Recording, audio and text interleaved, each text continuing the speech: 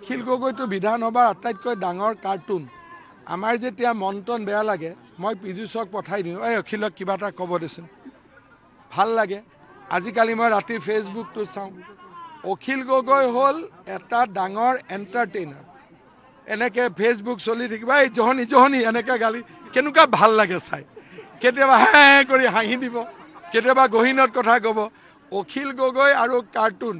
বাচ্চা ল'ৰাই কান্দিলেও Akhil Gogoi Facebook live দেখুৱাই দিব লাগে, কান্দা বন্ধ হৈ যাব বাচ্চা ল'ৰাই।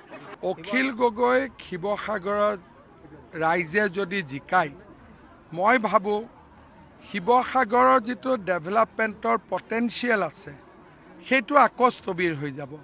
কাৰণ অখিল গগৈৰ যিটো মানসিকতা আৰু আমাৰ যিটো মানসিকতা সেইটো আকাশ আৰু পাতাল। মোৰ লগত অখিল গগৈৰ ভালেই।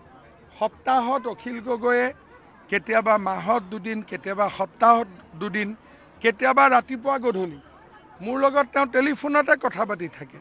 কিন্তু তেওঁৰ যিটো চিন্তাধাৰা আৰু মোৰ যিটো চিন্তাধাৰা এই দুটা পৃথক।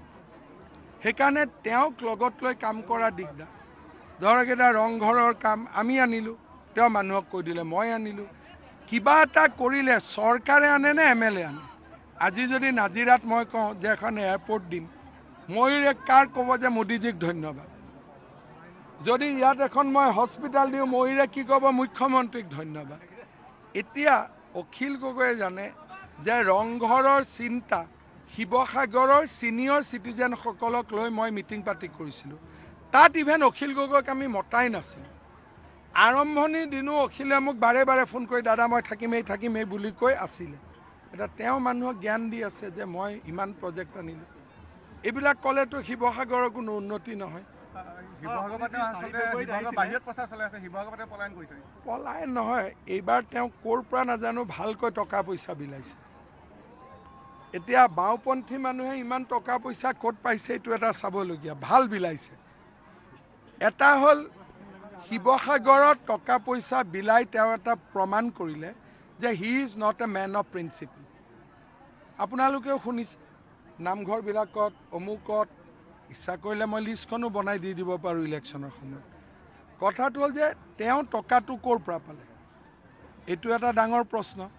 তাৰমানে he is not a man of principle, যিটো মানুহে এসময়ত ভাবিছিল।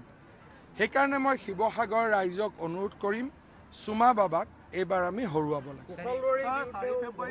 কুশল দুৱৰীৰ বিৰুদ্ধেতো নতুন অভিযোগ একো নাই। তেওঁতো ডিমৌত দুবাৰ MLA হ'লেই। নতুনকৈ কুশল দুৱৰীয়ে কোনোবা এজন মানুহৰ গাত সৰুকৈও হাত দিছে নেকি? তেওঁতো অতীতৰ গহ্বৰৰ পৰা কথাবোৰ আনিছে। এতিয়া সেই সময়ত যি ঘটনা আছিল তাৰ দায়িত্বটোতো পৰেশ বৰুৱাই অলৰেডি লৈ থৈছে। এইটো বাকী মানুহৰ গাত কেনেকৈ দায়িত্ব আহিব পাৰে? চক, প্ৰদীপ হাজৰিকাক জিকাই, কুশল দুৱৰীক জিকাই, মোৰ কোনো আপত্তি কৰিবলগীয়া কথা একো নাই। আমাৰ এপিলটো হ'ল চুমা বাবাক হৰুৱাব লাগে।